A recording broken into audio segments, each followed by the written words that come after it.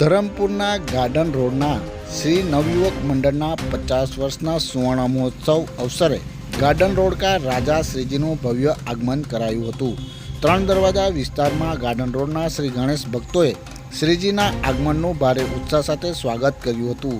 ભાગવતાચાર્ય શરદભાઈ વ્યાસ, યુવા ભાગવત કથાકાર યશ વ્યાસે શ્રીજીની પ્રતિમાની પૂજા કરી ગણેશ પંડાલ માટે પ્રસ્થાન કરાવ્યું હતું।